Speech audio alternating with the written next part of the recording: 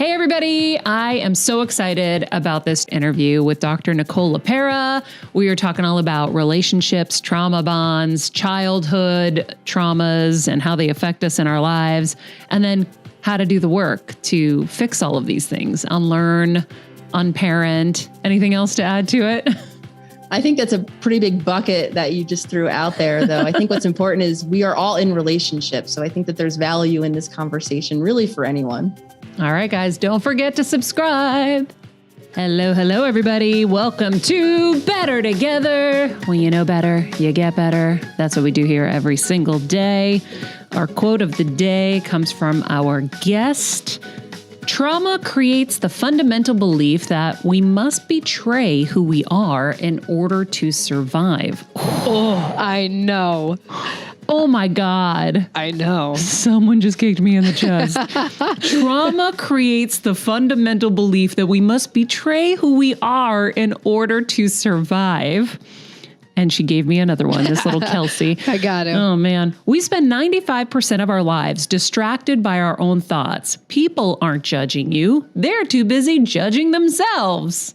How crazy. Damn. Dr. Nicole LePera with the mic drops today. Her Instagram is my favorite Instagram, maybe period, end of story. I agree. I really don't know how she keeps up with the content. Like, how many things can you think of to post that are going to knock our socks off? And she really does. Every post, she every time. My socks are gone. Every single time. What an old reference. I liked it. Am I super old right now? No. They knocked my socks off my block. Her Instagram knocked my socks off. I've been spending too much time with the geezer. All right. Well, let's get to our interview. Heal Squad, you guys have heard Dr. Nicole LePera on the show before. We interviewed her while we were in Connecticut, I think, yeah, right? We did. Mm-hmm. Yeah. Okay, so she is otherwise known as the Holistic Psychologist. She's one of the foremost online voices in emotional wellness. She has over 4.5 million followers on Instagram, and she has traditional training from Cornell University. She believes that mental wellness is for everyone. Her views on mental and physical struggles from a whole person perspective, and works to identify the underlying physical and emotional causes of pain. Wow. Very few people do that. Right. She understands that balance is an integral part of wellness. She empowers individuals to heal themselves. What do we talk about every day, everybody? Mm-hmm. Supporting them on their wellness journeys. She is the creator of the online movement Selfhealers. Heal Squad, are you listening? Selfhealers, where people from around the world are joining together in community to take healing into their own hands. Dr. Nicole LePera, so glad to have you back on the show. So honored to be here, Maria. And I have to say, Heal Squad, I think I'm adopting that one. Love it. Yeah, that's what we affectionately call our listeners. They affectionately call themselves the Heal Squad because that's what we believe in too. Love it. I think that we are disempowered in the medical community to try to even attempt those things. We need to really know that we have the power to heal ourselves. Doesn't mean that we can't be collaborative or seek traditional help. Absolutely. But you know yourself better than anyone. You're going to be much more detailed than they ever could be because they don't have the time to be that detailed when they see 100 patients in a day. So self-healing is really, really important. And especially when you're doing it with a safe practitioner that's guiding you through. So I'd love to know more about Selfhealers. Yeah, absolutely. And I couldn't agree more. For so many of us, we've what I call outsourced. Mm-hmm. A lot of us, even from very early on in our conditioning, have learned that other people have the answers. Of course, when we're in childhood, it's namely our parents or people older than us. And very quickly that becomes maybe our friend group and then experts in any area. And it's not to say, to speak to your point, that other people can't give us information. Other people can't give us a different perspective, not being us. We are all subjective to ourselves. So having other people on our journey is definitely part of the story, though we do know ourselves the best. And a lot of us do outsource our inner knowing when it is in opposition to what we're hearing from someone else. We're looking to take the path that maybe worked for someone else and not wondering why it doesn't work for us. And then there's, of course, the other reality, which is we're the ones waking up with ourselves day in and day out. And the way I think of healing is a journey. The habits that we're living are creating the experiences we're having, whether it's relationship issues, whether it's actual symptoms of anxiety. A lot of them are based in our environment or the choices we're making. I think a lot about epigenetics, that the reality that we do have choice, right? We have genetics, and then we have choices we make day in and day out. So back to what I was saying, we're the one making those choices. So to create change, yes, going to an appointment for an hour a week, for those of us have the privilege to do that, is incredibly valuable. But my question always went back to, okay, well, what about all of the other hours in those weeks? What are the choices that these humans are making, and how empowering are those choices? And can we empower different choices to create change?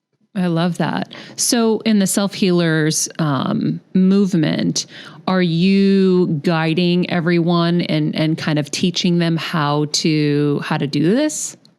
So, I mean, I think about the movement in two separate ways. And the first of it is the Instagram account. I can't believe that it's been, I think, 3 years now. 2018 is when I first put that account up. And my intention in doing that was twofold, was to begin to talk about this new model of wellness that I was having a lot of success with in my own practice. After coming to realize all of the limitations of traditional therapy, I began to work holistically using many of the tools that I began to talk about online with individual clients, and saw such success, myself included. So for me, going to the free space that was Instagram, that could be, access the population now outside of where I was living in Philadelphia, I could begin to talk about these tools to others around the world. That was really attractive to me because, again, it equalized access. Everyone or anyone who has a phone can access the app of Instagram. So for me, that was the way I could begin to share tools with people who might not have access to some of this way of thinking. The second piece of my intention was to connect with other people who were living the same journey, because I came to realize how important relationships were, how important it was to have support, and not just any relationships.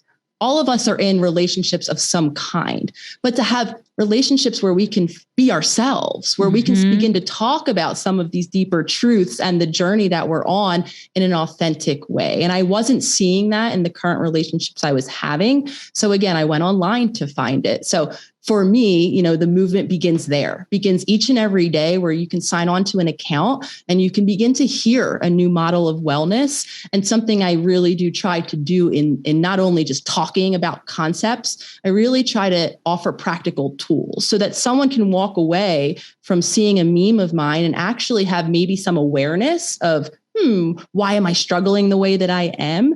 That awareness for some of us is so healing, because a lot of us have felt broken. As we can't change, we begin to, believe that something is wrong with us. So the awareness is a big piece, but so is the practical tool. What new choice, like I was saying earlier, can I begin to make each and every day? So I am committed 3 years later to still showing up. I've, of course, translated that into now a membership where each and every month we can dive a little deeper. So for me, it's the movement of healing in a community where we can talk about things authentically and begin to empower ourselves to create choice or change. I love it. We're going to get into relationships, but before we do, you mentioned Instagram, and first of all, you're my favorite Instagram account.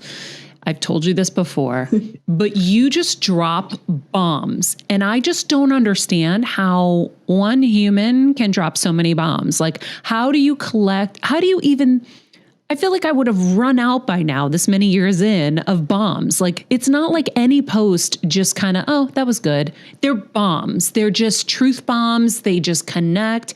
How do you do it?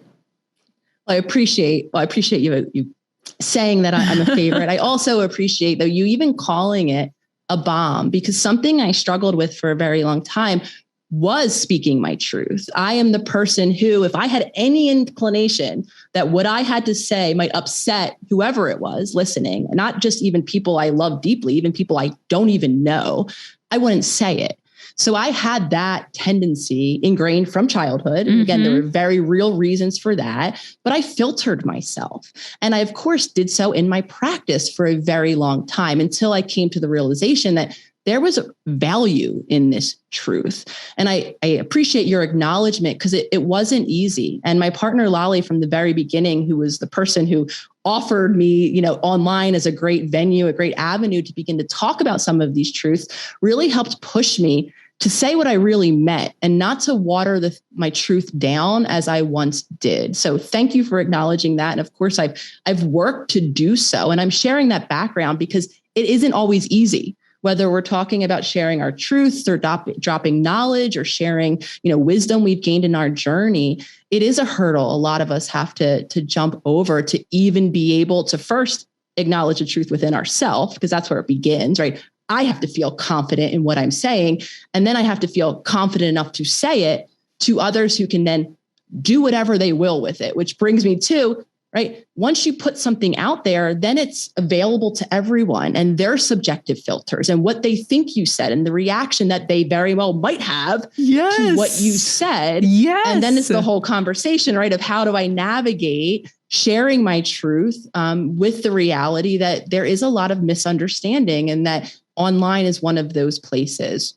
One of the ways that's kept me coming back is what I share, whether I'm on Instagram, whether I'm in the circle, my membership, much of it is either things I've gone through or things I'm going through, because just like everyone, I'm still on my healing journey. So to answer your question about how do you kind of come up with it, of course, there was a part of me that was like, oh my gosh, I'm going on Instagram. I'm doing this every day. Or, oh my gosh, I'm opening up a membership. That means until the forever future, I have to do something every month. There can't be enough content in the world. Yeah. Right? There can't be enough topics in the world. But again, as a learner, as someone who's still on my journey, it turns out there are, because I'm an evolving creature and I find new things, right? I get hung up at different aspects. Like I discover new, deeper layers. And then that just fuels me to teach that to the world. I know. I feel the same way. Like I get nervous about that too, but then we go every day here. We never run out of topics because I'm so curious and I always want to learn and grow. But the accuracy of your posts, you kind of just nail us because we all see ourselves in it, but it is really scary. And that's where I think we can shift into kind of relationships, because when you are vulnerable, that's when you can be judged. That's when you can be hurt. And I think for a lot of us who have been very hurt along the way, we just kind of go into our turtle shells and be like, no more, no mas. Thank you. I'll just be in here. Leave me alone. Nobody hurt me. I'm not going to say anything. I'm not going to do anything.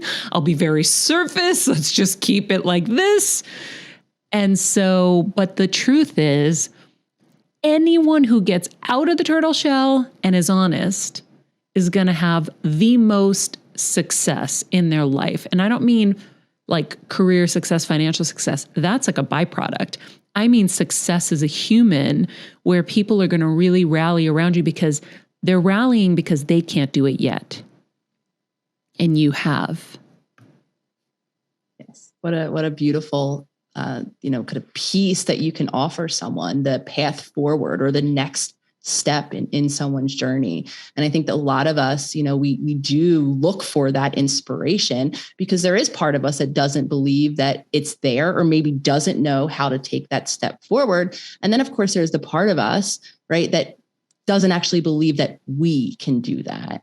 And so for me, that was very much a part of my journey. As I began to read about all of these ways that we can create health or wellness or healing in our life, I had a very deep-rooted belief based, again, in past hurt that I've experienced, that's great. That's really great that all of these people have had so much success. This won't work for me. So I think it's that kind of that path forward, that next stepping stone can be empowering for some people and also can be really threatening. Here's that word again, right? Going back into my turtle shell for other people, because I might be the person that hears of someone's success or journey into alignment, whatever you want to call it. And I might be like I once was. Oh, good for them, not available for me. And then the reaction, of course, is much more of retreat into my turtle shell, which sometimes it does look like retreat into my turtle shell. Oh, I don't like, this is nothing I'm interested in. I withdraw from the information, or I might react outwardly. I might contend it. I might argue it, right? A lot of that comes from hurt. So let's talk about hurt. Hurt in childhood, in my opinion, impacts us well into adulthood. So many of us are carrying hurt. And the hurt I'm talking about isn't just hurt at the hands of abuse of in the terms of the big T, trauma. I think a lot of listeners might have heard that concept. Essentially what that means, right, are these big events in our life. This is when we think of sexual abuse, physical abuse, extreme emotional neglect, right? The big things that could be really cataclysmic and shake our world.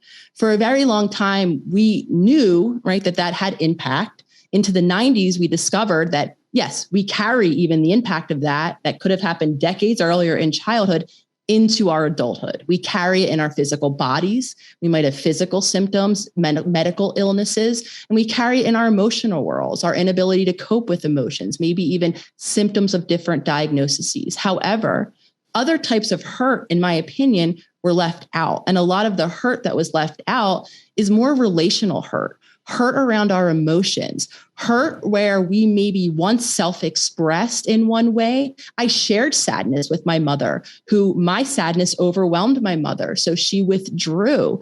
I become shameful before I know it. I start to shield even myself from that sadness. And when we see this patterning, we see it in our relationships and we carry the hurt. It looks like adaptations. It looks like masks we wear. It looks like picking a certain type of partner, even though it always ends up the same consequences or the same type of relationship that we've determined doesn't work for us. We carry the hurt, we carry it in our bodies, we carry it in our minds, and it translates into our relationships. Yeah. And then those are patterns. And the patterns just keep on coming until we dig in and do the work. Yes, absolutely. And the byproduct of those patterns is, like I was saying earlier, some of us really do begin to indulge this idea that, well, there must be some reason why I keep walking down the same road. I don't, quote unquote, know better, even though I've lived the consequences, which might be dire for some of us. I feel this is just strengthening that belief I was talking about earlier. Oh, it must be because I'm broken. It must be because I don't actually deserve this other type of relationship. And then some of us might even have the gift of very well-meaning loved ones around us who are screaming and yelling at these red flags that they're seeing, right? They're almost playing the tape out of our relationships. Like, oh, girl, don't go down that path again. And yet we can't because in those patterns is the familiar. We as human creatures love the familiar. Mm-hmm. It's where we seek safety. If I can predict what's coming next, I inherently feel safer than if I have no idea, even if what's coming next might have negative consequences. So before we know it, we are very patterned and we seek the familiar, even if, again, it carries consequences that don't serve us. That's so funny because security, like fear, like I've never felt safe in my whole life. I did a session with, do you know Peter Crone? Yes. So he like makes you fill out this form and like, he was like, okay, so it's very clear, safety and fear, like, fear for your safety. That's always been your biggest thing. And so that he kind of made me aware of it. And then in the last few years, I'm like, oh yeah. I'm afraid for me, but I'm afraid I see my neighbor's gate open. I'm like, oh my God, their gate's open. What if the dog gets out? What if someone enters the property and burglarizes them? I'm always worried about everybody's safety. And what's funny is like, I have always had a really strong intuition. Some would call it psychic abilities. And I had a psychic recently who was like, you are super psychic. I'm just going to tell you right now, you are super psychic. And my husband diagnosed me and he goes, Maria, he's like, you had to become psychic because that was your only relief. Like you had to be able to predict what was coming to try to protect yourself from more coming at you. Just so funny. I hear that when you say what you just said. Yes. I mean, and what you're describing is the process that a lot of us go through in childhood when we're dependent. The world is a big, scary place. We can't meet our needs on our own. Our life wouldn't continue if someone didn't show up for us. That state of dependency in and of itself is terrifying for an infant, right? And then, of course, depending on how consistently or not, how equipped or not the humans showing up for us were, reminding ourselves that they too are humans. They too were taught by other humans and might be limited in their own skills, right? It's a scary place and we deal with big feelings a lot. And when we don't have someone who's attuned, who can show up when we're in a state of distress, what is distress as an infant? When we're crying, there's usually a need. We're hungry. We need to be changed. We're tired, right? A need. Our nervous system, what's happening in that moment, it becomes stressed. It actually activates into our sympathetic or fight or flight nervous system, signaling to our body that it's unsafe. We're unsafe when we have an unmet need. And then, of course, hypothetically, if someone comes and helps tend to our need, we begin to learn safety. I can have a need. My body can need nutrients. My body can be tired. I can even have an emotion. I can be upset or frustrated, and someone comes and helps me. I begin to develop trust. I develop security that I can handle the world around me. And when I don't, when I feel unsafe, when I don't have that consistency in any area, this is where, again, we enter things more than having our physical needs met. I put up a post today about emotional neglect. When we don't have someone helping us tend to our needs, allowing us to express sadness, express anger, and allowing us in the space or modeling for us how to regulate it, we continue to be in that activated nervous system state, and we actually never feel safe in the body. So what happens, a lot of us do, very much like you do, it becomes a hypervigilance where the best safety we can create for ourselves is by scanning the world around us and anticipating what's coming next. Because if I can predict something very unsafe is coming next, I can set myself up to cope with it. And a lot of us carry that body dysregulation. Our nervous system actually never unshifts or kind of downshifts from that stress state into adulthood. We continue to be hypervigilant of our environments, always scanning for threats. And even this plays out in our relationships where we're constantly monitoring maybe the needs of someone else. If I can anticipate what my partner needs in this moment, right, I might be able to avoid a blowout or conflict or something that might make me uncomfortable. And again, that's a perfect, thank you for sharing that, example of that adaptation I was talking. The early environment, even those of us who maybe were being fed and we did have the security of a roof over our head, if we didn't feel safe around our emotions, we do adapt in some way. And a lot of us never grow out of it. Yeah. Yeah. Oh my God. I'm thinking of so many intense moments right now. And I'm sure everybody else listening is too. Let's talk a little bit about trauma bonds. I know my husband and I have one. Yes. I know that Lolly and I started out in one myself because so you can start out in one and then get out of it? Yes, okay. Absolutely. A trauma bond, in my definition, is our kind of familiar. Let's go back to that word because it applies here. The relationship pattern that we're most familiar with, right? The way that we show up, the needs we express. How are we most used to feeling our relationships, navigating our relationships, being in relationship? And where does that form? In those earliest relationships. When it's our parents, our caregivers, or whoever was, in charge of meeting those needs that I was just describing earlier, because our brains, right, are part of the picture here, we begin to create neural networks, right, of familiarity, even within our relationships. We learn the caregiver that's going to show up to meet our need. We learn how to ensure that that need gets met as consistently as possible. So we become the child who, if mom can't tolerate my sadness, I show less of it because I need mom, because mom meets other needs for me. And I am most safe when I don't show sadness to mom. So I then modify myself. Now, this pattern that began usually in our caregiving or parent relationships becomes the model that we begin to explore with our peers, right? So if we become in childhood, as some of us are, the child that's attuned to mom, like I was describing, and doesn't try, right, to make mom angry, chances are in our relationships, we adopt that same role, right? The caregiver. I'm going to use an example. The person always maybe anticipating the needs of the partner or the friend so that you can, right, continue to meet those needs because that's what you were familiar with. So this very widened definition allows us to understand that a lot of us are in patterns of relationships that are familiar, that aren't serving us. And because we're driven to that familiar, that's why we ignore the red flags. We ignore the well-meaning friends because that's almost become our comfort zone. So that's what I call a trauma bond. And yes, we can evolve out of that. what is important is the awareness, understanding what are the patterns that I'm creating in my relationship or participating in. Am I acknowledging my own needs, or am I squashing or suppressing some of them? Because that's what I did in childhood. Am I able to explore my emotions and express them to the relationships around me? Or am I suppressing them or repressing them like I did in childhood? So as soon as we become aware of what we are doing, how we are participating in our relationships, then we can, like I was saying earlier, make space to begin to make new choices, because we are a participant in those relationships. Even the ones that aren't working, we need to begin to do things differently to actually create change in them. And we can, once we become conscious of what it is that isn't working. Yeah. I work with a somatic expression healer, and he always talks about like new patterns, new behaviors, new choices.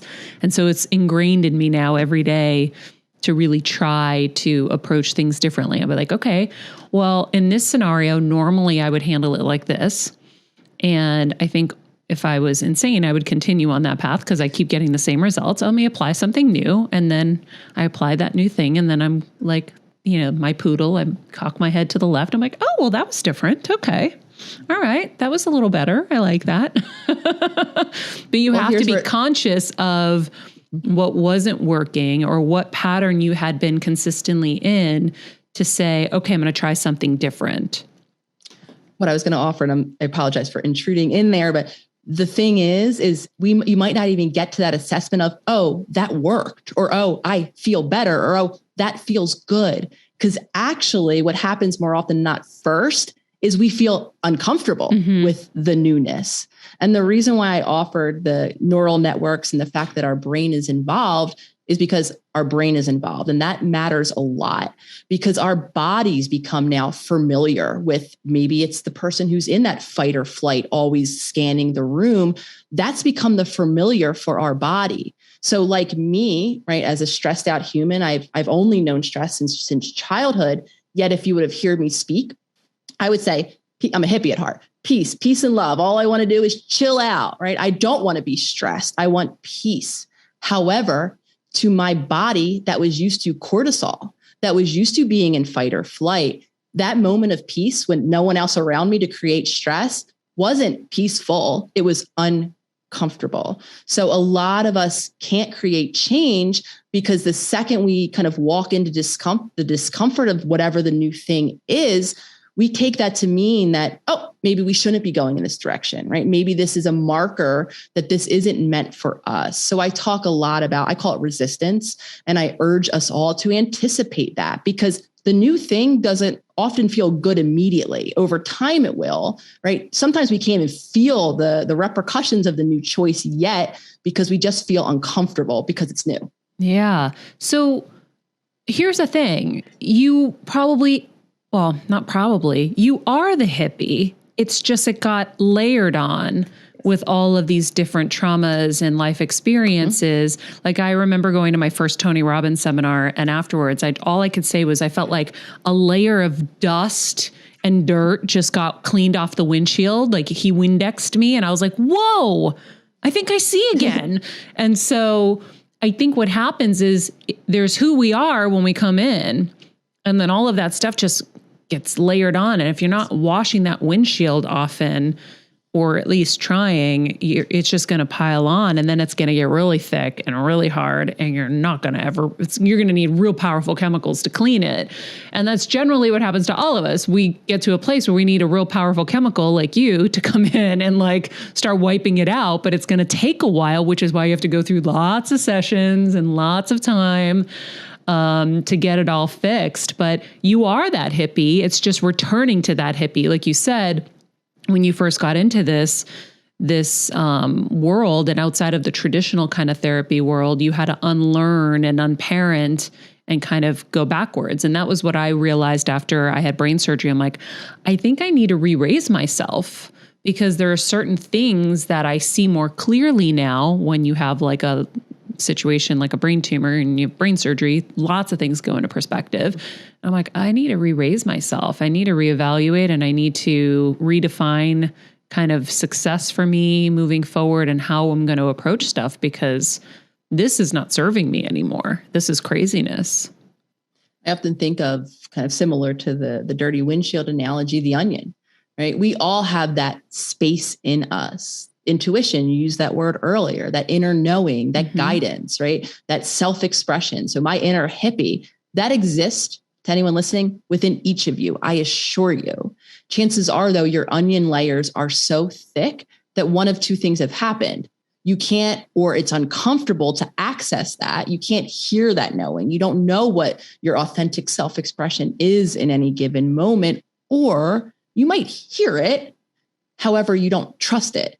So you become that person who maybe filters it. Oh, this is what I want to say or do right now, but how will that affect that person? Or this is what I feel is right for me, but my doctor didn't say that. My doctor actually said the other thing, right? So now I don't listen to that inner knowing. So again, that part and that space in each of us is there. Healing is a journey of unpeeling, of undoing, and of re-accessing that space within us. And for a lot of us, that means, right, like making the choices that will allow our bodies to shift so that we can create that space to know ourselves. Because a lot of us, if you're in that hypervigilant body, I can go ahead and imagine that listeners who are anxious, if you identify as an anxious human, if you have panic attacks, if you're always nervous, I would go as far to say you probably were like I once was.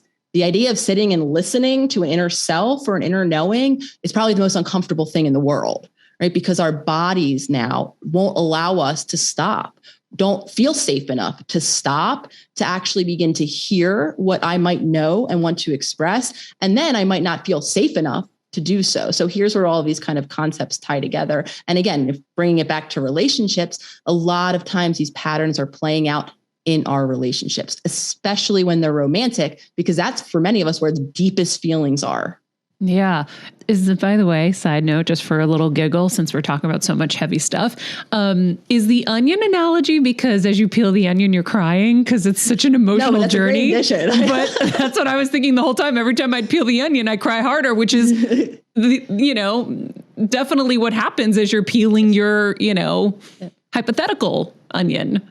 Well, you're bringing up a point. A lot of us don't allow ourselves to drop into that space because it is uncomfortable, right? In childhood, when I didn't have someone to help me navigate big feelings, I dissociated or I disconnected. My body decided that's too much. It's unsafe. I went away, as I call it, on my spaceship, never to look back again for decades. I didn't look at these patterns. I didn't look at how I was feeling. I didn't have access to it because I was so far apart. And as I began to realize, right, that I needed to look at some of these things, out came the discomfort now of decades, enough for you to want to go back in that turtle shell. So I love that kind of addition of the onion analogy being, it's painful. Yeah. Healing is a painful journey, understanding, right, our habits and patterns, whether or not you know where they came from, you don't necessarily have to, because you can start right here, right now.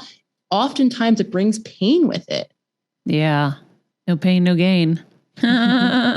Well, I think in relationships, right? Like I see so many friends who have a hard time in relationships that maybe aren't even aware that these things are patterns and are happening. How do you advise people who haven't found their partner, really desperate to find that partner, to kind of look a little deeper, and what kind of work would you suggest they do? And because, like I said, I'm surrounded by single friends who, and everyone wants to blame Los Angeles, but wherever someone is, they want to blame their city because it's so much easier to be like, oh my God, all the guys here are this, or all the guys here are that.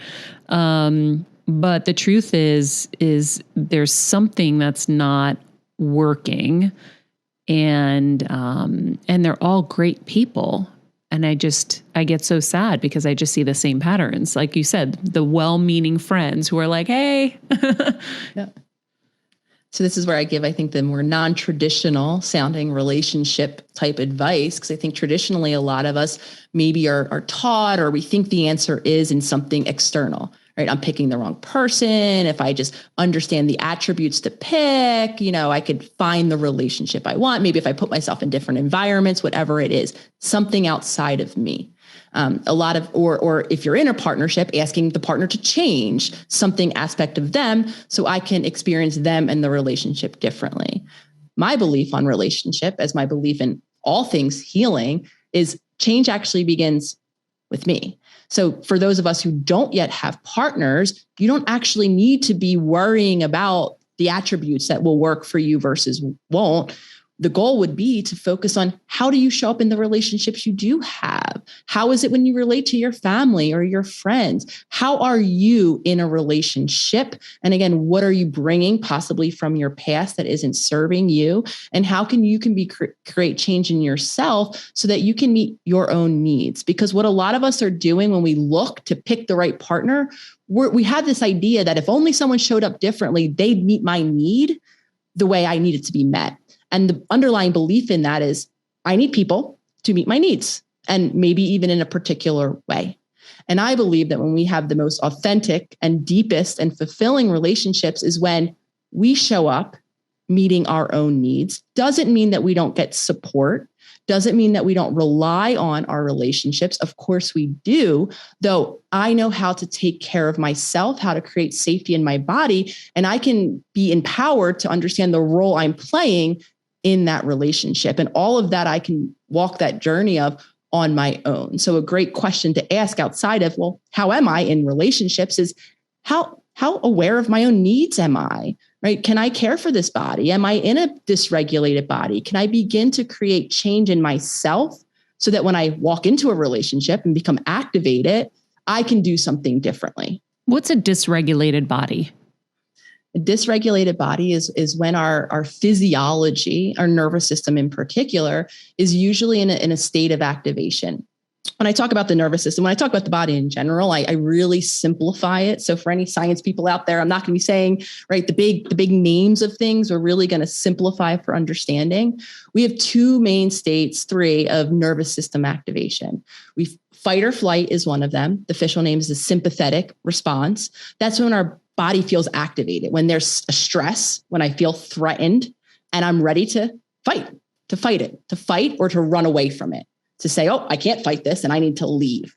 I'm going to activate myself to create safety so that once the threat has been met, right, I've either fought it and stopped the threat or I've left the scenario of the threat, then my body can downshift into another state of nervous system activation, which is called the parasympathetic, or rest and digest.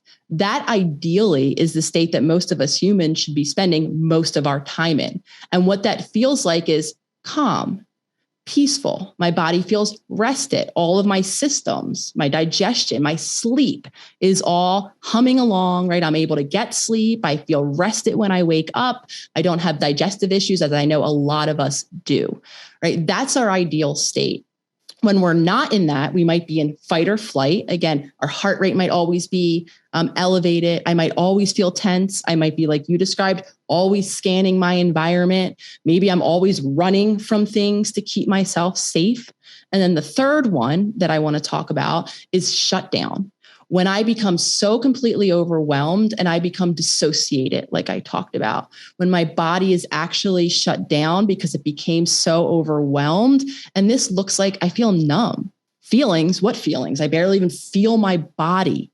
This was me at one point. If I was asked, like, how does your body feel? My only word I could have given was tense, because that's all it really ever felt. What about emotionally? How do you feel? I didn't really know how I felt because I was so disconnected. So it looks like feeling numb, having no energy, feeling totally lifeless, almost flatlined. That's a different state of nervous activation. That's called shutdown.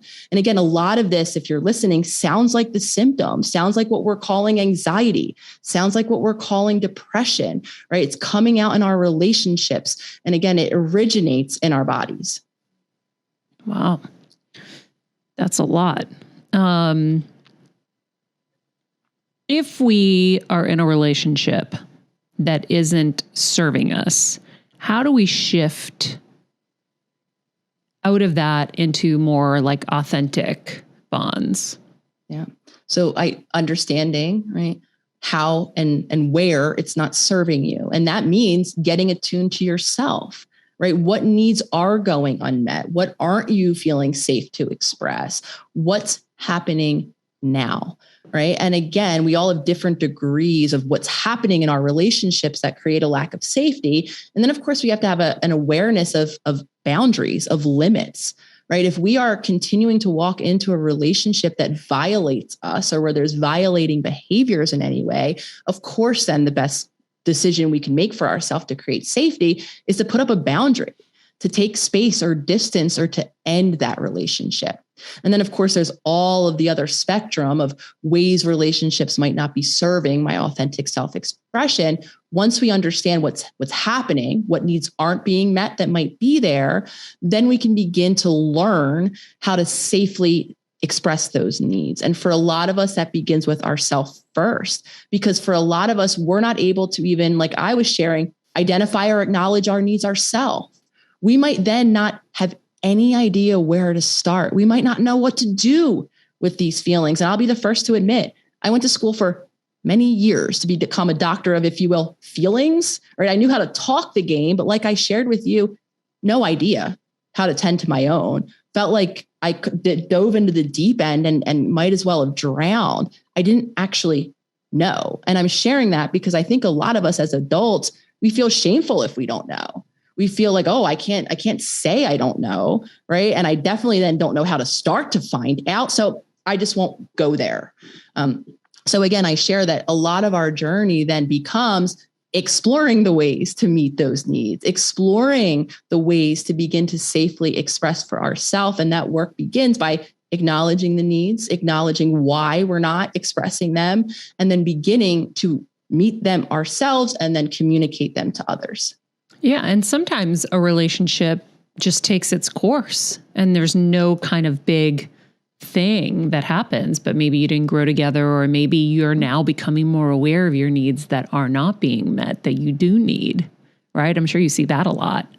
Absolutely. I mean, there's many different reasons why we choose to create distance or end relationships. I think in our society, there's a big, widely held belief that tenure of relationship, right? How long I've been in them, or the longer I'm in them, right? The harder it feels to get out. Or I feel like it's a badge of honor. Oh, it's already been 20 years, right? That I've been in this relationship. That's a good thing, right? That means that the relationship is healthy. I don't think that's necessarily the case at all. I think a lot of us are continuing in relationships because it's our familiar, though it isn't necessarily allowing us to be authentically who we are.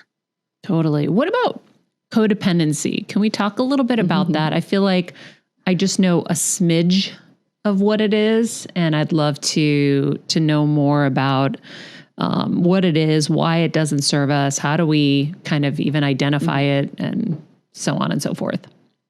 I'm smiling as definitely still in recovery codependent myself. Because again, from my earliest relationships, what I learned was a similar hypervigilance that many of us do that you were describing. I learned that in a stressed environment, where I had a mom and an older sister who had very kind of consistent and active health-related issues, health-related concerns. There was a lot of stress in this environment. I learned that to continue to get my needs met, I had to be attuned to these people around me. So what I began to do is I filtered my needs through the impact it would have on them, just like I was describing earlier, right? I might have wanted to share something as a child, when I was very young, and I might have been like, oh, that might stress mom out. And mom has enough stress because something's happening with my sister right now. So, I'm not going to share that. So now what I've done is I identified I have a need. I want to share this with someone, my mom, who I might feel close to in that moment. And I filtered it through what that person might need. Some of us just become over-reliant on other people, right? We never grow out of this idea that others should be meeting all of our needs. Like I described in childhood, of course, that's the case. We can't meet our own needs. However, into adulthood, our goal is to take the baton, right? Is to have learned ourselves enough, to have been modeled by those around us, tools, to have been helped along, to regulate when things feel too uncomfortable, right? When I'm too stressed out, to have someone to help me. And then over time, the goal is for me to begin to acknowledge, identify, and meet my needs. And some of us who come, again, from certain environments, don't ever take that baton over. And we become an adult who, if you're not filtering how do my needs impact someone else, you might be just totally relying on someone else to have your needs met. Maybe even you believe that to be true.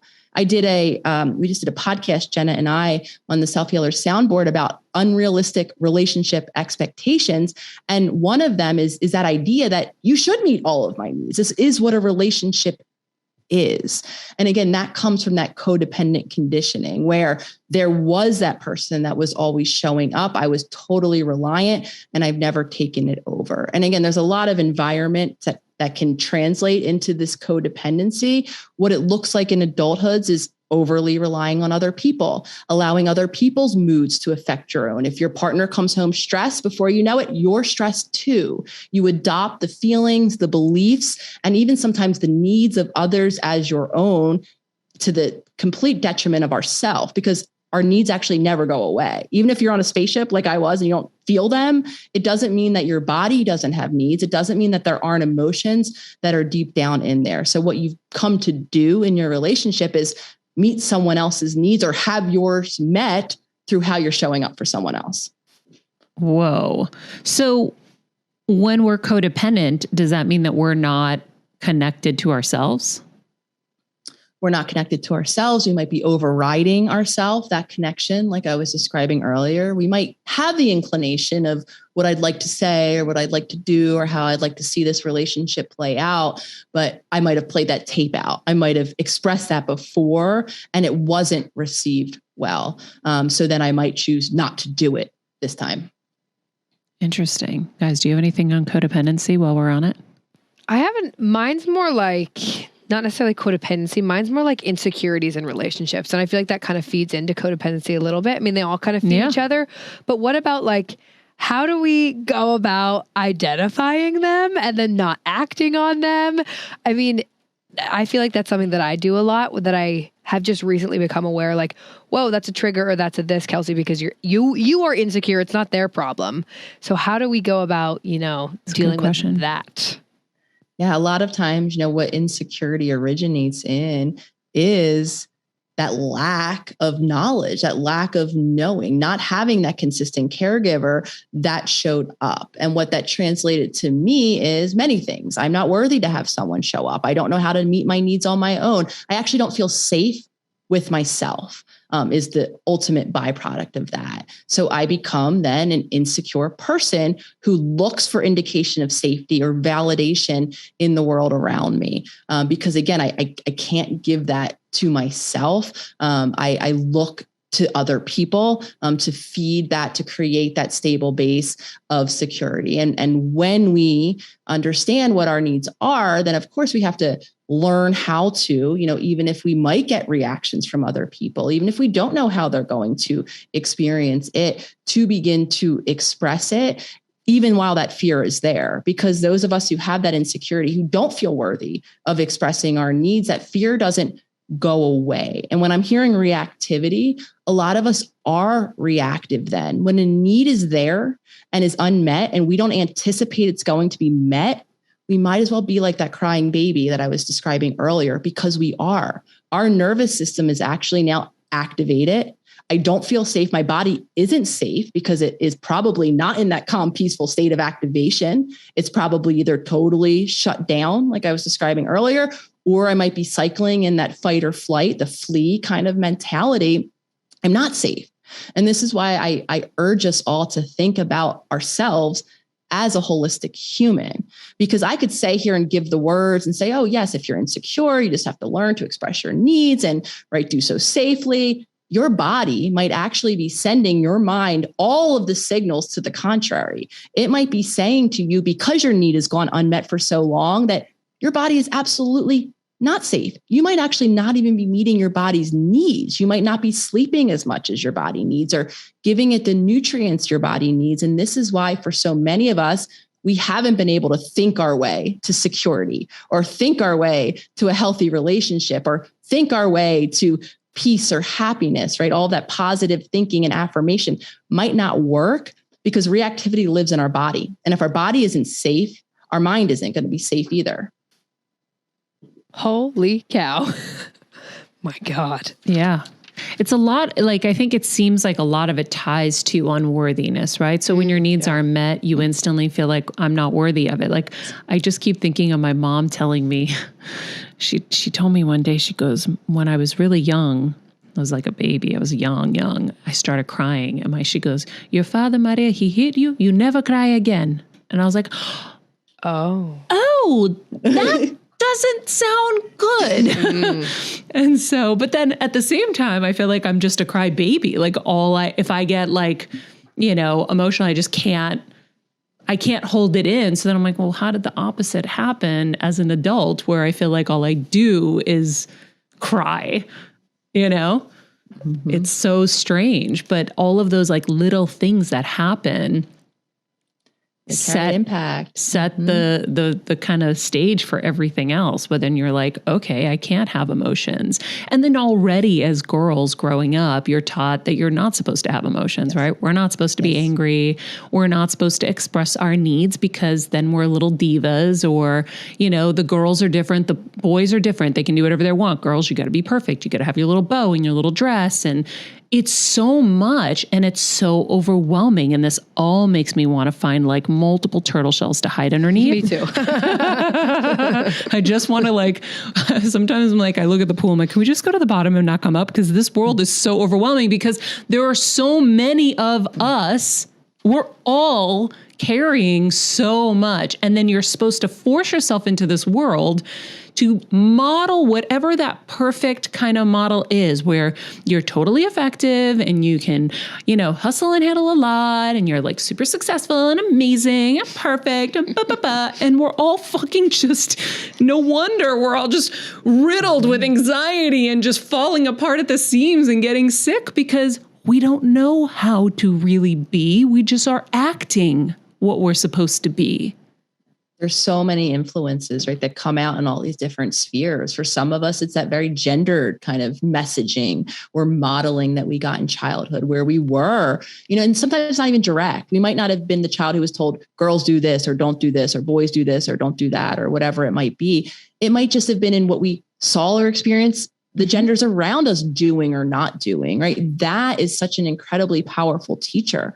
For others, it's cultural, right? There's a lot of beliefs culturally that are transmitted through generations. Another bigger group still is, like I was saying earlier, all of us are raised by humans. It's generational, right? Some of us, so my parents came from a depression era, right? So of my dad, very heavily Italian background.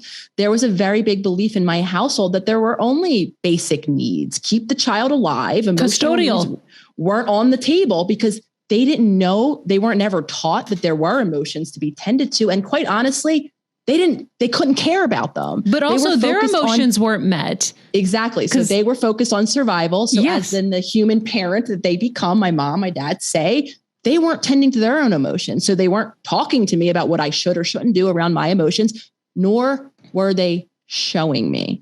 And what happens, I'm happy you brought up that kind of core concept of unworthiness, because you are 100% right. Because in childhood, when we're so attuned, and when we sense that our needs aren't consistently getting met, and or when something violating happens or abusive happens, the developmental maturity of our brain can only understand that in one way when we're below age 7. Only one way. And that way is, I played a role. It's my fault. When my needs aren't met in childhood, the only way our brain can understand it is, I was bad. I was unworthy of having my need met. That belief doesn't go anywhere as we age. We become then the adult who's driven from that idea of unworthiness, probably continuing to not allow our needs to be met.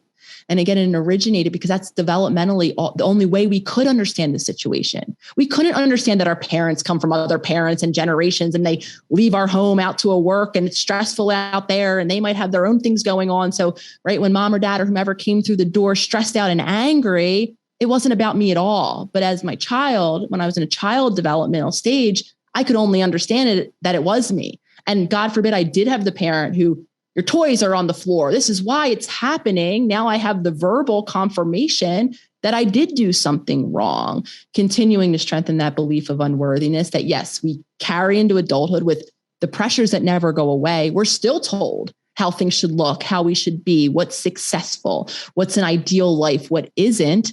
And, we carry that and then we respond to that. And you're right, we don't know. We don't actually know ourselves. Yeah. And it's funny. I had a therapist who said, she goes, you had custodial parents. Custodial.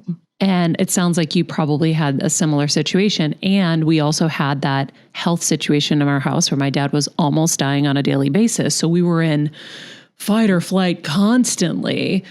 Is he alive? Is he dead? Mm-hmm. And so there was no time for our emotional needs, but they never had their emotional needs met. So how would they even know? Exactly. They came from a village with no running water. I mean, they did not have any of this. So every generation does the best that they can with what they have, but it still doesn't change your situation, right?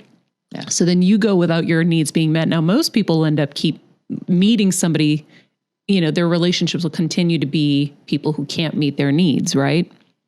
Can't meet their needs or can't allow the space, right? Because I think it's more about allowing the space to have needs met.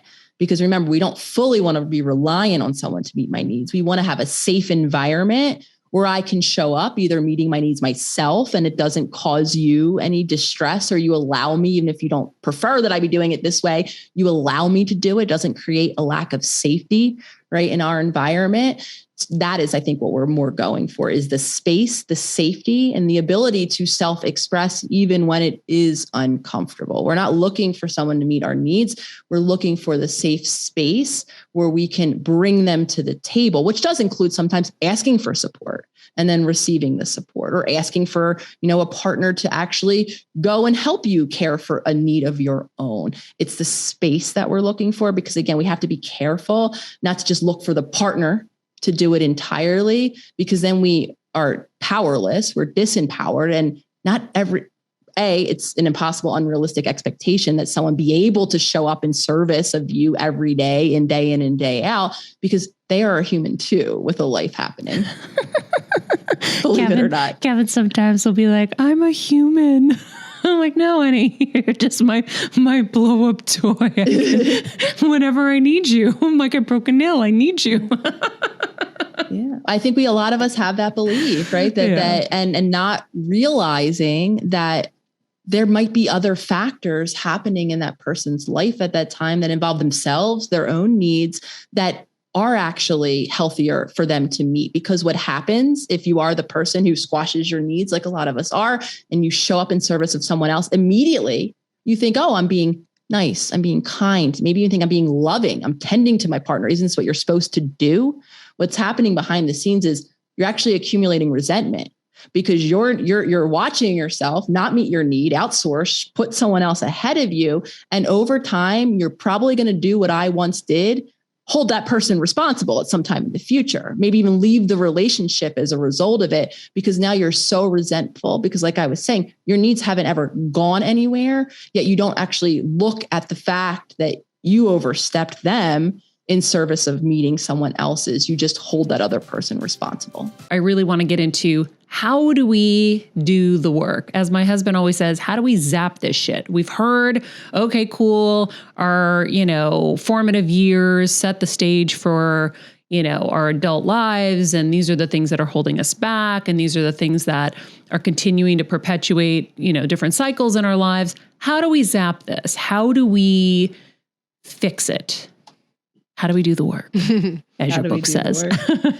So the work always begins. I'm going to break it down in kind of 2 steps. I think we could sit on the first step for a little bit. And I've already said the word. It begins in consciousness. It begins in learning how to be present to what's happening now. What is the case in our environment or in our relationships? And a lot of people listening might be thinking, well, that's easy. I know what the case is, right? However, a lot of us aren't actually living. Consciousness lives in a particular part of our brain, actually. It lives in, if you were to tap your skull, your forehead, right behind your forehead is where we call it the prefrontal cortex. It's what makes us humans. It's where consciousness lives. It's the fact that we can view our thoughts or kind of think our thoughts, right? It's this idea that we can make sense of them. We have a higher level of thinking, and that is in our kind of behind our forehead. The reality for most of us is we're not living from that space. We're not actually fully present to our current environment. We're probably living from a deeper part, more emotional part in our brain that is the autopilot that a lot of us have probably heard about. And I think the stat now is like, somewhere, and I don't even know how you can actually track this, but upwards of 90% of our day, we're not actually conscious to what's happening. We are highly habitual creatures. This is that phenomenon, right? If I drive to work, I'm maybe rehashing the argument I had with my partner that morning, yet before I know it, I've arrived at work. I haven't really tended to the directions or even driving the car, yet I got there. What got me there? My autopilot that knows how to drive a car, that's probably taken that same route day in and day out. That doesn't mean that I might be doing something. That's why I use this example, right? I've arrived to work, yet I wasn't actually present because I was in my mind. And anytime I'm in my mind, monkey mind, my thoughts, definitely if it's about a past event or a future one, I'm not here right now. And like I said, so many of us, we live life from that autopilot. We're actually not conscious at all. So when we're talking about creating change of any kind, if I want to create better habits that serve me, that can change my emotional experience, and definitely if I want to create change in my relationships, I need to be conscious to what is here now, which means I need to learn how to observe what I'm doing from the conscious part of my mind, not just doing it. I also need to understand that when I begin to drop in to the thoughts that are running through our minds all day long, for some of us, that might even be news in and of itself. Wait, I'm thinking? Some of us are so merged with our thinking mind, we think we are our thoughts. We actually have no separation to understand them to be, right, the clouds in the sky or the waves in the ocean, whatever metaphor works for you. We don't know what you're talking about because I'm so in my thinking mind. I'm lost in thought all day long. I'm absolutely not conscious. I can't see these habits and patterns at all. So the first step in always of creating change is create consciousness, because when we create consciousness, what we might see in our thoughts is that they're actually not an accurate representation of what's happening now, right? So to use that example of unworthiness, if I in childhood didn't have my needs met consistently, because developmentally I couldn't understand why my needs weren't being met any other way than I must not be worthy of having them met, I probably have created a belief that I'm not worthy. And now I march forward into life with that belief. And what happens then in my thoughts is those beliefs become filters. I, or any of us as humans, we can't take in the full present moment in any given moment. There's just far too much going on. We live an overwhelming existence. So we have a part of our mind that filters out what's going on. And it decides for us what's relevant to what we need to know right now to, you guessed it, keep ourselves safe, and what's not relevant. And one of the main things it uses is our beliefs. And it gets filtered through a part of our brain that's called the reticular activating system. So now this idea that I'm not worthy becomes the filter, the lens that I'm putting over everything that's happening in my environment.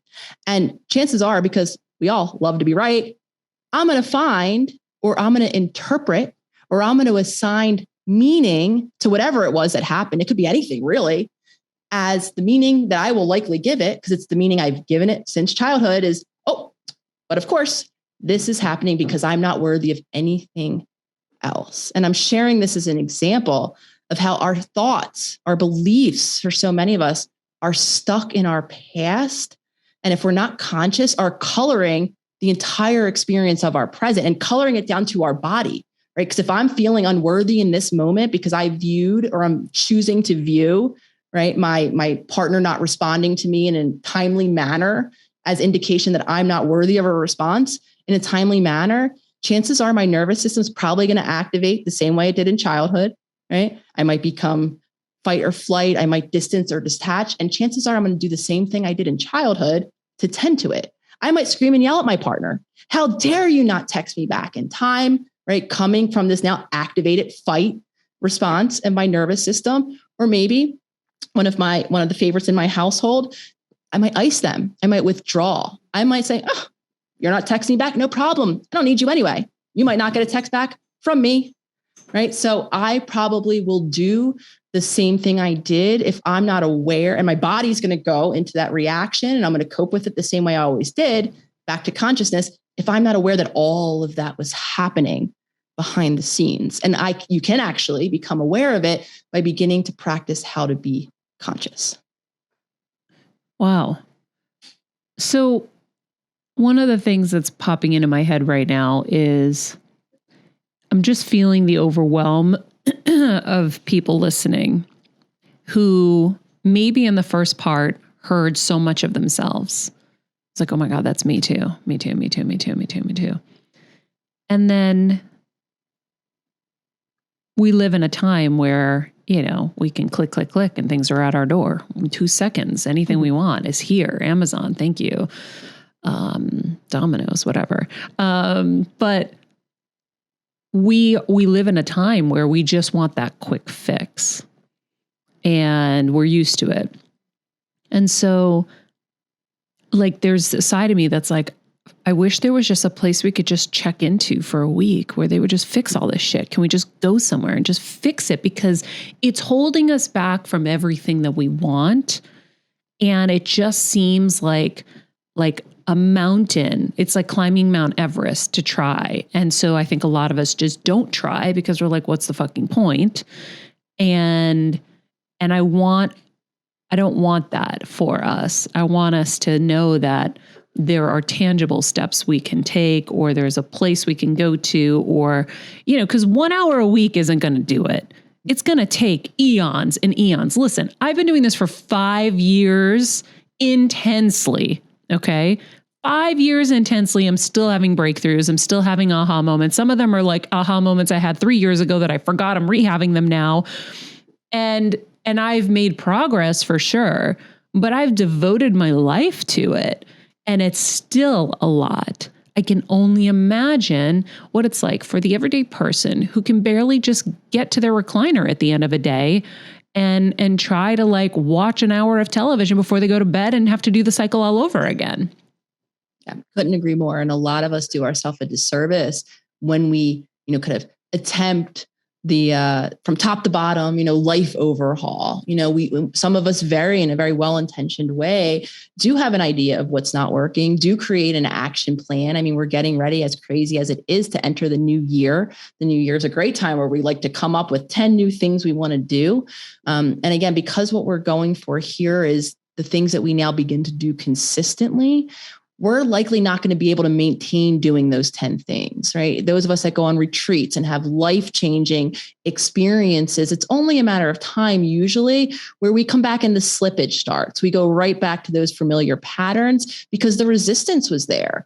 It's so unfamiliar. The newness now of this life, doing 10 new things each and every day, overhauling it from top to bottom, actually creates a lack of safety in myself. It feels so unfamiliar that the only way I know to grasp back that safety is to return to those habits and patterns that once served me. So, or hear me, the old muscle is stronger than the new muscle you're building. Yes. And it will be. And it's going to be. That those patterns are, for many of us, ingrained since childhood. It's what's been rehearsed, practice, and now lives in our subconscious. So that pull is so strong, and new choices need that consistent, patterns new choices need to be made consistently to be made into a pattern to be able to form those neural networks to become the new habit. So the first practical piece I want to talk about is, and I speak about this concept often, is not doing 10 new things, beginning a practice of one small daily promise. Setting the intention for the foreseeable future to make and keep a very consistent promise, whatever it is for you, what would be the first step on the journey. I'll give you a suggestion in a minute, but begin to make and keep just one small promise each and every day. Because what we're looking for is that consistency. That overwhelm is real. The discomfort with the unfamiliar will be there. It'll feel foreign. It'll feel new. It might feel unsafe. I might meet deep feelings that are uncomfortable. And yet I still want to set myself up to succeed in making that.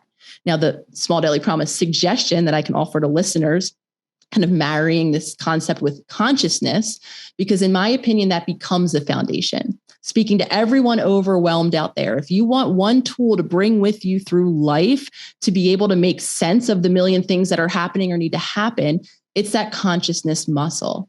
And the way we can begin to practice it is setting the small daily promise or the intention to maybe create one, what I call a consciousness check-in somewhere in your day. We can use the help of the technology, our phones that most of us walk around with. Maybe set an alarm.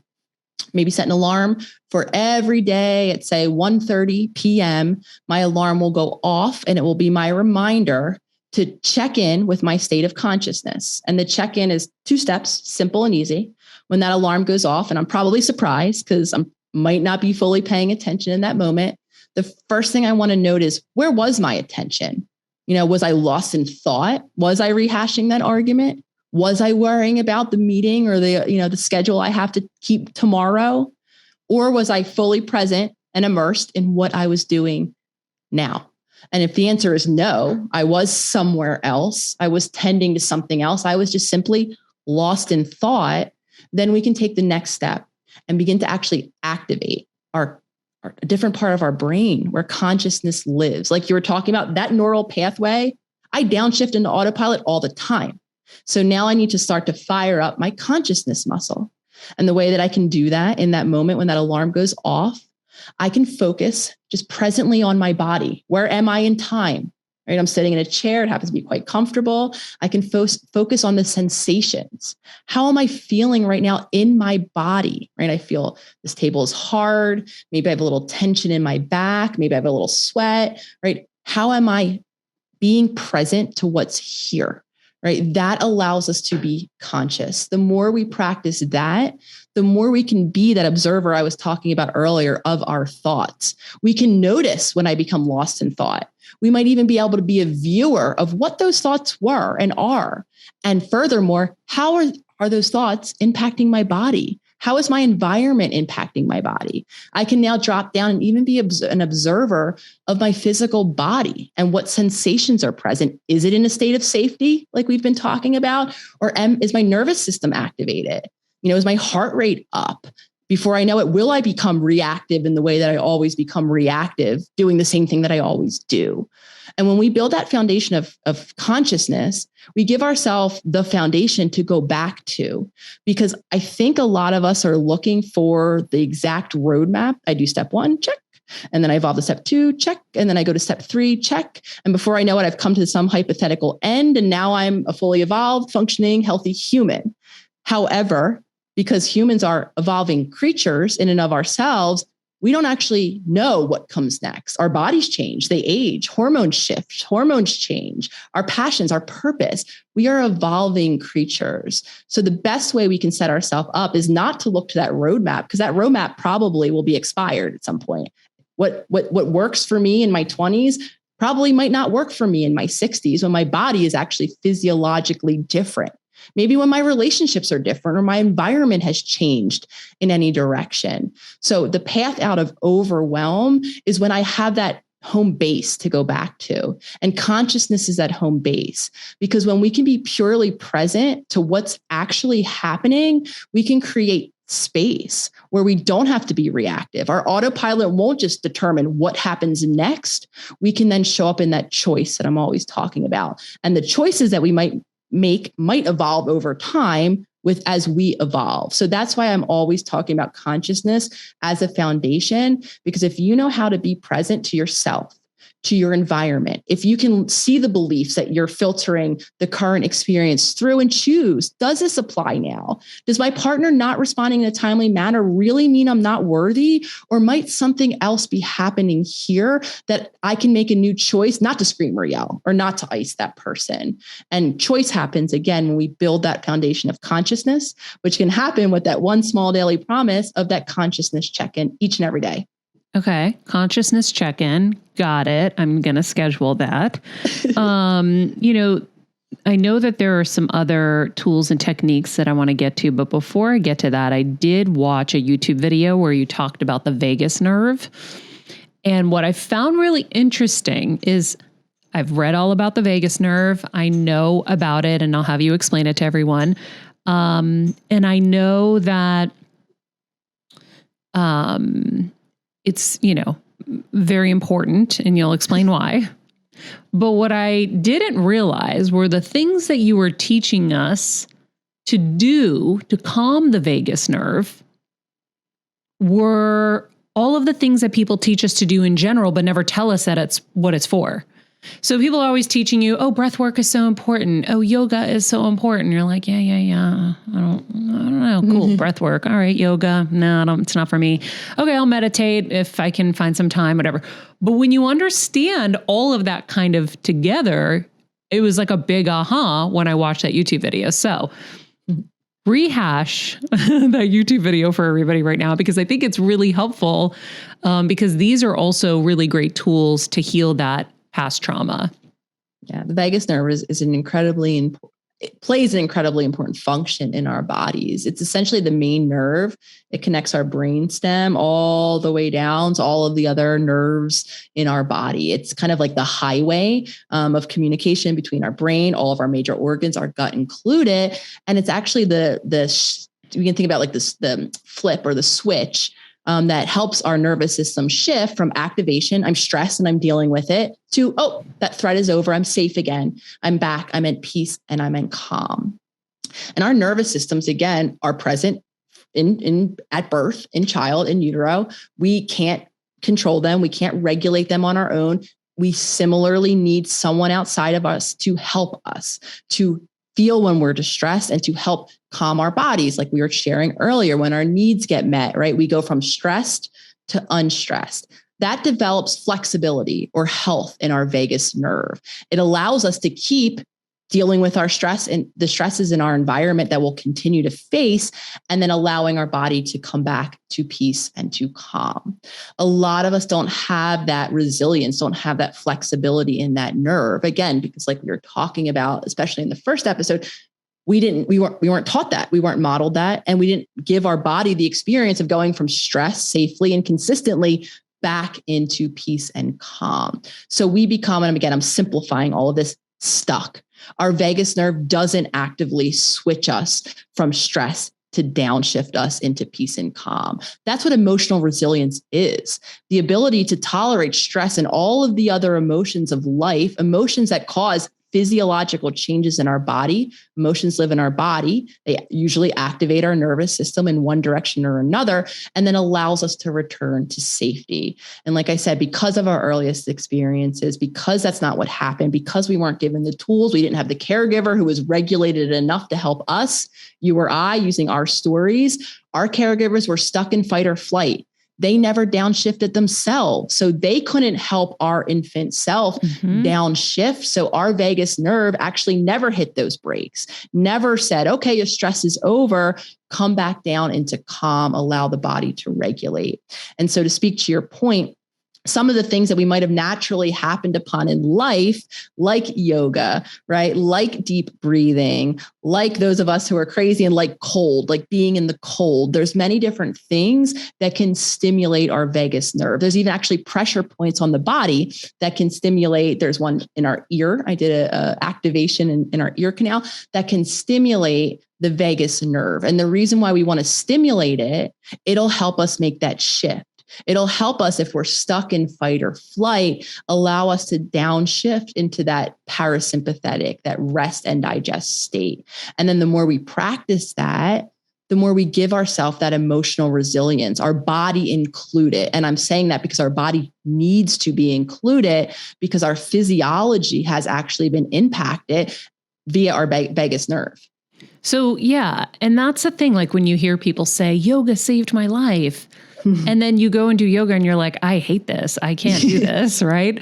Then you're like, how did it save your life? Is it just like an addiction that you got into that like now you love? But when you see that yoga is something that calms the vagus nerve, or breath work, or I made the list of things here. Where did I write it? Singing, gargling, breathing, all of those things will calm the vagus nerve. And I love just the idea of this like highway and there's a light switch, because to me, like all of that just clicked visually. You know, we're always on, but if we want to shut off, boom, you just do one of these things Like that clicks for me. I don't know, Kelsey, do you feel like that's different for you too? No, I get it. It makes sense to me. Honestly, the thing that I was thinking, I just got really excited and texted Kevin, singing. So, singing. Yeah. Singing's another one. But I do that. And then I've gotten into the habit of doing the cold shower after my hot shower in the morning because I was convinced my vagus nerve was broken, which I don't know if that's even possible, but I do feel like it's helped me. And I agree with you, Maria, in the sense of like, okay, you can check off all those. You don't need to be like maybe fully in or dedicated to one, but you can do all these little things that are going to help. Yeah. So the cold shower is something for the vagus nerve. I didn't realize that. Cold. Yeah. Any cold exposure, cold plunge, cold showering.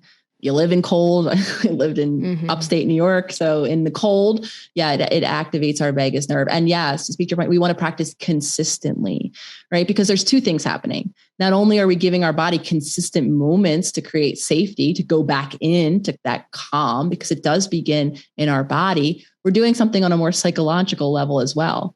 We're empowering ourselves. We're reversing the belief that the world is overwhelming, scary, and I can't do it, I can't tolerate it, to another belief, which is actually that, you know what, little by little, right? Not jumping into the deep end. This is where we want to slowly, as we say, widen the window of tolerance, right? Begin to take the cold shower or sing, like I said, one small daily promise of it becomes 2 check-ins or 2 cold, whatever it might be. We want to do that consistently because that sends in a signal that we can do it consistently, that we can over time take our body from stress back down to safety and to calm. And then psychologically, we have an empowering experience, an experience that allows us then to walk into the unknown of tomorrow or of a new relationship or of the future that no one else can predict, and have that confidence that whatever it is, as distressing, as uncomfortable, as terrible as it might be, I can create safety in my body. And it doesn't, of course, happen overnight like a light switch. It begins, though, in those small daily promises of maybe doing that polyvagal work, of hitting play on that yoga tape or whatever it might be.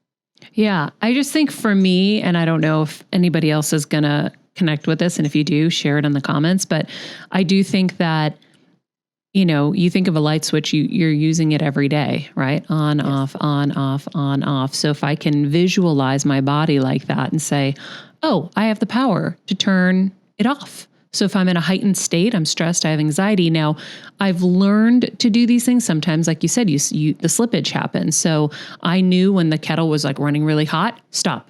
Just 5 minutes, just stop, do nothing. And then everything, it calms down, right? But now having access to, okay, here are a bunch of things. I can gargle, I can yoga, I can sing, I can breathe, I can take a cold shower or a cold plunge. I can do any of these things or breathing exercises to calm the vagal nerve, to shut that off, and then I'm good. That just is literally so mind-blowing to me. And it clicks so well that I know I have a chance, at least, to apply. Yes. Well, here's a suggestion I will offer you and everyone else who this kind of thought, this idea, this picture is clicking for. Begin to practice outside of those moments where you really need it. Oh, right. Don't wait for those moments, right, where your stress is at a 10 because it's not going to work. One of two things are going to happen, right? You're not going to remember. You're so dropped into autopilot. Your reaction is you're already screaming and yelling, right? Before you can even remember that you have this new great tool in your back pocket, right? And chances are your resources are already blown out. Your nervous system is already too activated, right? For that one deep belly breath to actually help yourself. So you want to begin to create that flexibility. If you can even create calm in that exact moment, you want to begin to create that flexibility in times where it's not as stressful, right? In your day-to-day where the stress is more minimal. And as you become more conscious of yourself, of your body, of your states of nervous system activation, you can almost begin to witness then your body kind of ranching up from a 5 of stress to a 6 of stress. And sometimes for some of us, that preemptive work, calling it, deciding not to go to that stressful meeting at this moment because I'm already at a 6 of stress. If I walk in that meeting and I see someone or someone says something that I don't like, before I know it, I've lost control. I'm screaming and yelling, and I'm shameful after the fact. So my best suggestion here is to practice often. Don't wait for those times you need it, and begin to learn your body, because we all have those cues, and begin to set up and set yourself up to succeed by watching as your body begins to amp itself up, and understanding that you do only have limited resources. You're not going to be able to remain conscious and present and make this new choice in the moment if you're exhausted, if you've been stressed for 3 days, right? If your body isn't getting the nutrients it needs in that moment, the best choice you might be able to make for yourself, if you can, of course, might be not to engage with that stressful event that you might have scheduled. It might be to hit stop. It might be to take some space, maybe delay whatever it is that is stressful in your future to a time when your resources are replenished, so that when you walk into that moment, you set yourself up to succeed. You remain as conscious as possible. You remember you have this great new tool, whatever it might be, breath work, if that's what it is for you. And then you can begin to use it in those moments where you really need it, because those are the moments, myself included. There's still moments where I'm crazily reactive. I say and do things that are incredibly shameful to people that I love very deeply.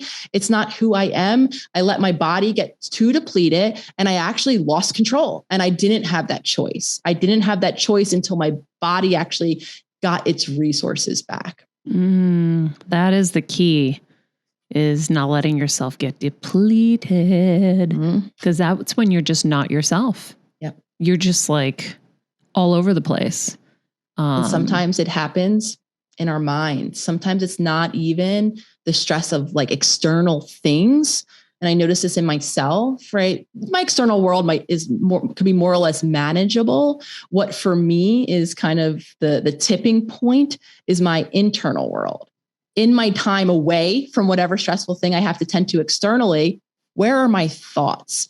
And what I noticed for me, and again, I'll marry this all together, for those of us in stressful environments in childhood who didn't have peace and calm, chances are in that moment where there isn't a stressful thing to tend to, you create it in your mind. You know, you could be sitting on the couch, like I said, throwing the peace signs. No one's around me. I might not have any kind of stress in the given environment, or my next appointment might be tomorrow.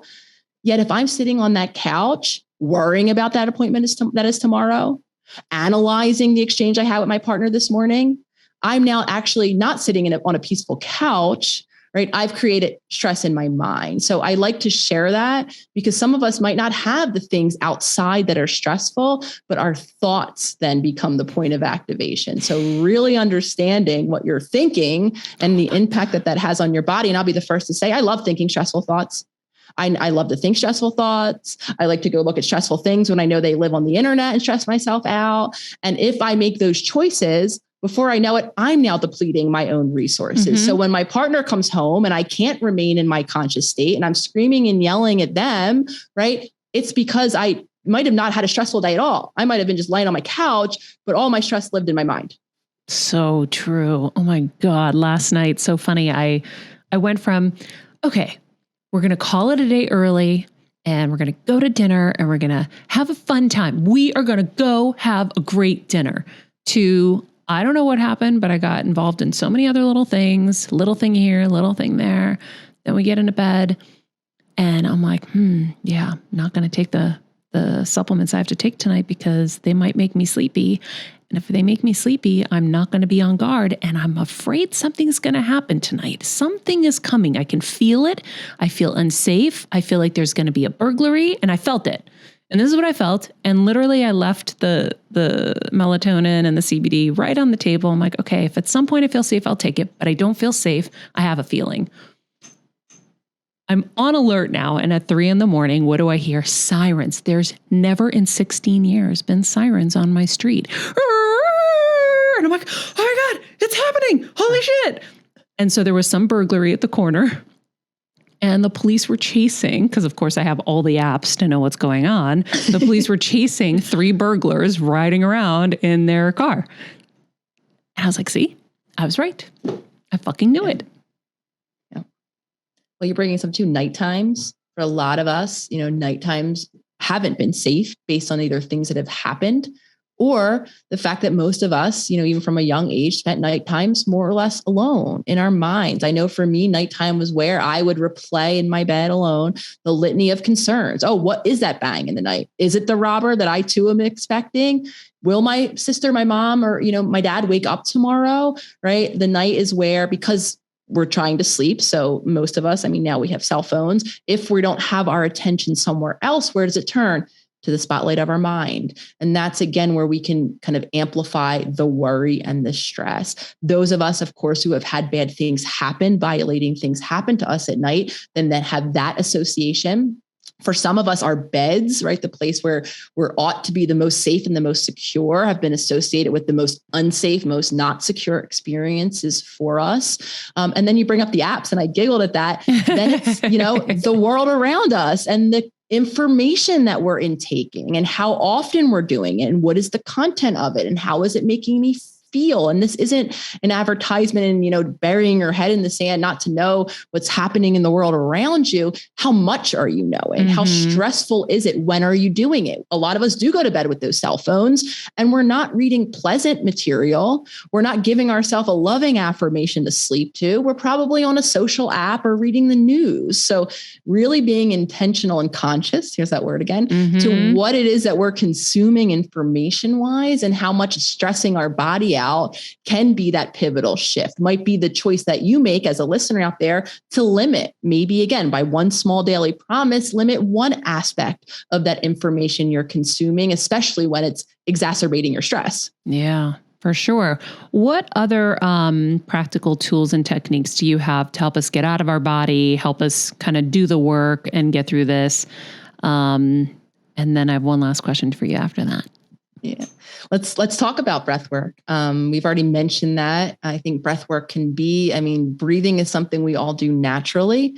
Our breath actually for us can be an indicator, can give us a sign of how safe or unsafe our body is. So by simply, I'm going to give us a 2-part practice of breath work here. And the first step is just conscious awareness. How am I breathing? Noticing whether you're like many of us, maybe your breath is always a little fast. It's rapid. When you're stressed out, when you have something stressful happen, when you're upset in some way, usually you can notice in your breath. Some of us are always breathing though, very quick, very rapidly. I'm pointing at my chest, very shallow up here. You might even see, some of us can maybe even look down now and see our chest heaving.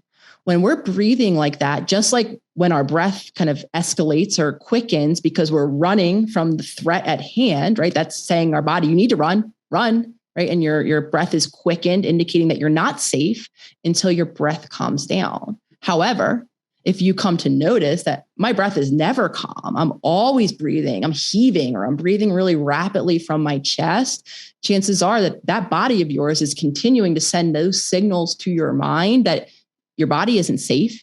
And then it's not a surprise that when you have a moment to have a thought, the thought you're having is a stressful thought.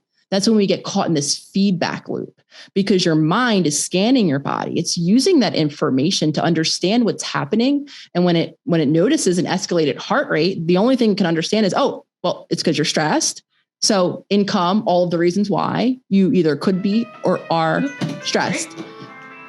The more you think those stressful thoughts, if you choose to hook your attention and travel down the pathway of that thought, now you're in that cycle we were talking about earlier, continuing your body's stress response because you're having stressful thoughts. So first step, become consciously aware of your breathing. How is it in your body, right? Do you notice? And the way you can do that, putting a hand, if you're sitting, if you're laying right now, one hand on your chest, one hand on your belly. For some of you, it might be very obvious that you're heaving from your chest, or you might not even notice yourself breathing at all. Notice. Right, where's my breath coming from? How quick is it? Can I feel it happening? Right? So the first is that assessment. And those of you who are like, wow, I'm breathing really fast. You might even feel your heart rate. If your hand's near your heart, like my heart is pounding. Breath quickening and heart rate quickening usually go hand in hand. My body is stressed. It's not safe. The breath that we're looking for, if you are kind of in that sympathetic fight or flight, I'm stressed out response, is we want to begin to do 2 things we can do for ourselves. We can teach ourselves how to breathe from our belly. When you breathe in and you can actually feel that bottom hand inflating and deflating. And for a lot of us, even that motion will be difficult. For me, when I first began, because much of my body reflected my stress, it began to be tense, to be hunched. Mm-hmm. My shoulders are very kind of curled over, hunched over. I couldn't actually access my belly at all, not from sitting. So I began to practice laying down, whether it's before bed, when you first wake up, or just laying on your couch or on your floor. For me, laying my body was the only way that I could actually begin to practice. Might sound silly to people, practice breathing. What do you mean? Mm-hmm. Being intentional, right? Really feeling that deep belly inflate and deflate. And the reason why we're looking for our belly in particular, as opposed to our chest, remember, chest is shallow, I'm stressed. Belly is activating that parasympathetic, that vagus nerve. It's flipping that light switch, right? Another way we can begin to do it is by elongating our exhalation, right? Making it 2 times as long to exhale as I take to inhale. So on the natural flow of breathing, right? If I want to breathe into a count of 2, 1, 2, I'd breathe out to a count of 4. 1, 2, 3, 4. That elongation, that longer exhale sends that same signal. It sends a signal to your body that stress is going away. You can calm down. And again, that calming of the body will send those signals to the mind. And then there's vagal breathing, which I believe is a version of what you just did, but you hold your breath at the top, right? Can you explain that one? There's a many different breathwork types.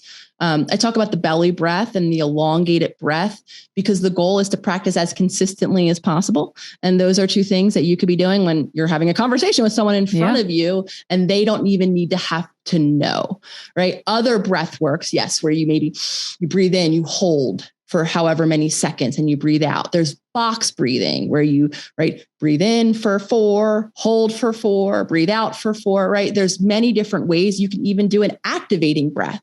If you're that person who has no energy, who feels so flat, who's stuck in that shut down, you can do a Wim Hof method of breath work where you actually want to be breathing from a very activated chest-based way. It looks like that, very quick.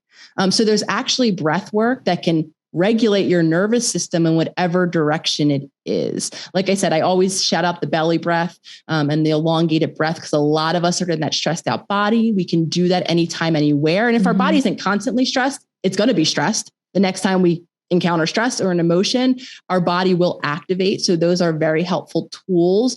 Though, like I said, the more conscious you become, what state is my nervous system stuck in, then you can begin to experiment with all different types of breathwork practice. I mean, now there's even breathwork practitioners. You can be in a breathwork group. You can get a breathwork coach. So however it is for you to supplement or support your journey, my interest is always in what's the most maintainable. What can you commit to yourself, that small daily promise, and keep more consistently than not?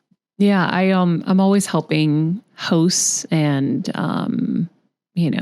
podcasters, journalists with breath work because they lose their voice because they're just speaking from here, their neck, and taking quick, shallow breaths. Where if you take it from your diaphragm, you have a full breath, you can, deliver stronger, you can have a better tone to your voice, all of the good things that you want.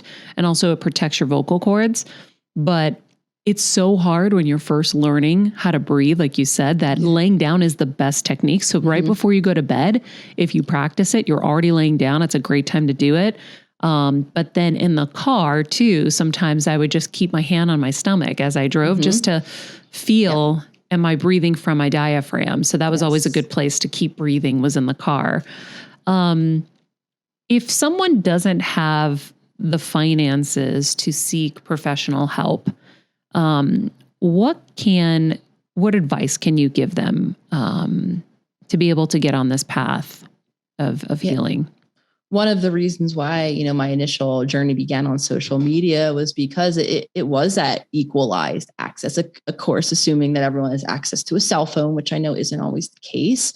Though for my mindset was, for people who do, right, here you have the opportunity of a free platform and you have a global audience. And the reality I was really coming to terms with was, outside of the States, which, for whatever your opinion is in terms of its system and its resources, there's other countries in the world that look drastically different, have drastically different levels of access. So for me, the free apps that were social media was that level of the playing field. If you had an account, right, you could sign on and you could start to at least expose yourself to some of this knowledge. I mean, for some of us, it begins with knowledge. For me, it did.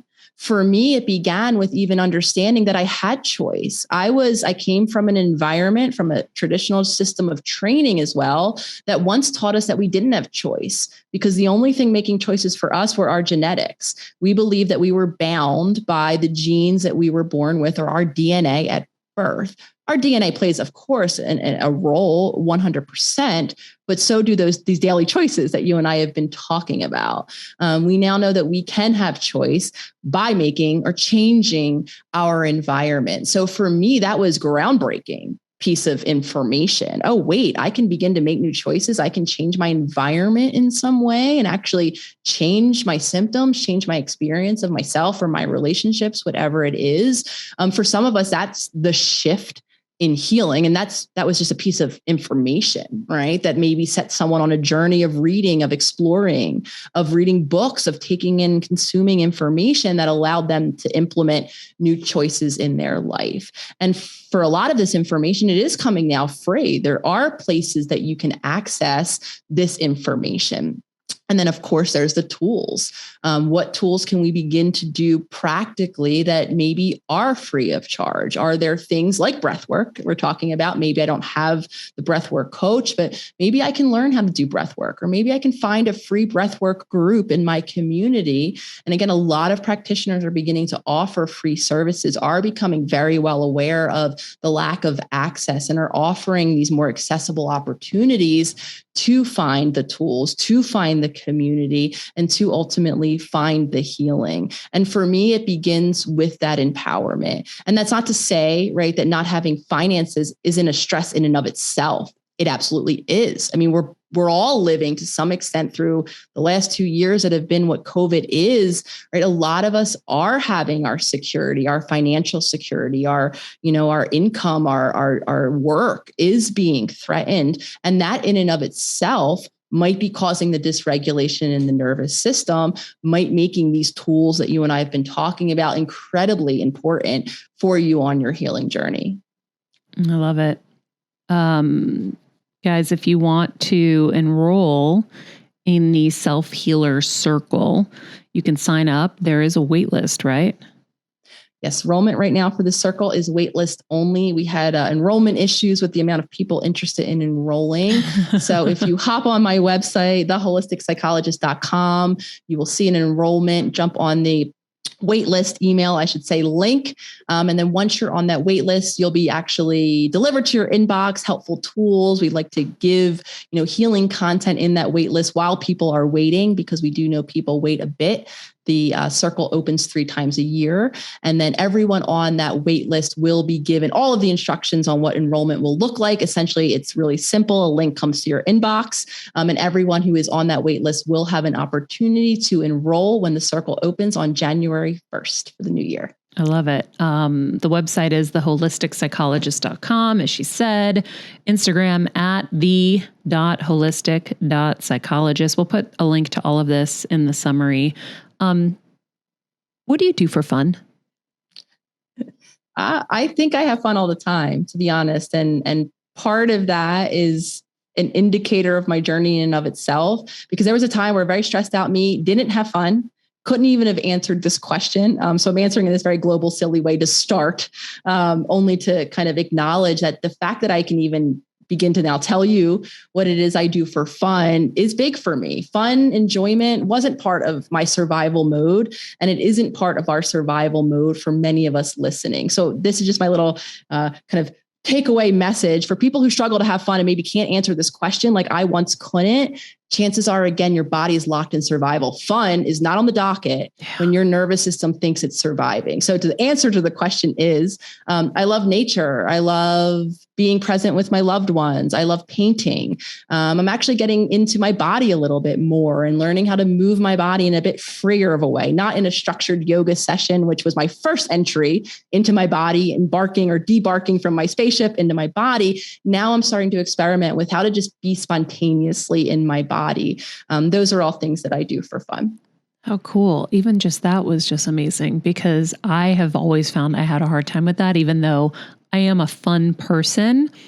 I can be fun in environments where I have to be. Like if it's a work thing, oh, forget it. I'm there. But to create it on my own, ooh, it's a lot of work. Yeah. I actually was the child too, and I understand this now, it used to bother me at the time where I was the person, even through my teenage years, even through my 20s, I was the person who would get the comment, smile a little, doesn't hurt. Right. So I even reflected my lack of fun on my whole physical presentation. And I'm sitting here wondering what the hell these people are talking about. What do you mean? I didn't realize that everything was just so serious, and it was of no fault of mine. Your body can't have fun when it thinks it's surviving. It needs to do the things it needs to do to survive. And a lot of us are like that, which is why I'm happy that this conversation came to this piece, because we shame ourselves, especially in those of us, and I don't have children, so I have no idea. I can't really fully relate to the experience of having a child. A lot of the times this comes up when we do or are around children or have our own children. The playfulness of childhood for a lot of parents is difficult. You can't meet your child in play, in fun. And then we begin to shame ourselves and wonder what's happening, wondering why we are so serious. And again, most of the time, the answer lives in our body. You can't be anything but serious because your body doesn't think it can. Are we doing a part 3? Oh my God, that's so crazy. That's so intense. I understand that so much. I feel like I bucked the system a little, because for me, I was always smiling. If my mom, when she was asked her first interview, what was Maria like as a little kid? She was always smiling. And I did. I always smiled, but I smile through all the shit too. Yeah. I'm always smiling. Right. But so it is reflecting the inside, right? Yeah. So it is exhausting. And I'll tell you, one of the things that I look forward to about having kids is getting to have fun with them. But now I'm like, damn, am I going to be able to? Because like even Kelsey, remember you came up to me yesterday, I was on my phone, I was doing something. You were like, oh my God, look at how cute your pants are or whatever. I'm like, hold on, I'm busy. Yeah. And I never really do that, but I had to get it out because I would have forgotten in that moment. And wouldn't you just do that with your kid too? Like, wouldn't you be so serious all the time? Like oh my God, that really connects. That's a whole other episode. That is a whole other episode for parents who are probably stuck in those ways too and don't realize, and then feel so much shame and so much guilt. That is intense. And then we have those that can access fun, right, in their nervous system, but for all of the other reasons in their mind, aren't making the choice to in that moment. Like you're saying, I'm on my phone and I'm so caught up in the work stress that I just can't be here now. That's where fun happens. I have to first be here. I have to be present when my child comes over and make the choice that I can put my phone down for 5 or 10 minutes and then go give myself the opportunity to have fun with my child. The only way to fun is to first be present, which brings us back full circle to why it's so important to be conscious, to be able to be present and say, oh, you know what? I do have a choice in this moment. While I might think that this email is the end all be all, and if it doesn't get there in the next 5 minutes, that my life is going to end, I might be able to step back from that initial reaction where I'm shooing my child away and say, wait a minute, that's my old thought. That's an old belief. That's not accurate here. That space might allow me the choice to put the phone down, be present to my child, to be available if it's fun or whatever else is to come next. Yeah. Wow. I am so grateful that you took so much time with us. Thank you for everything you've shared. Thank you for all that you do. I look forward to our next conversation.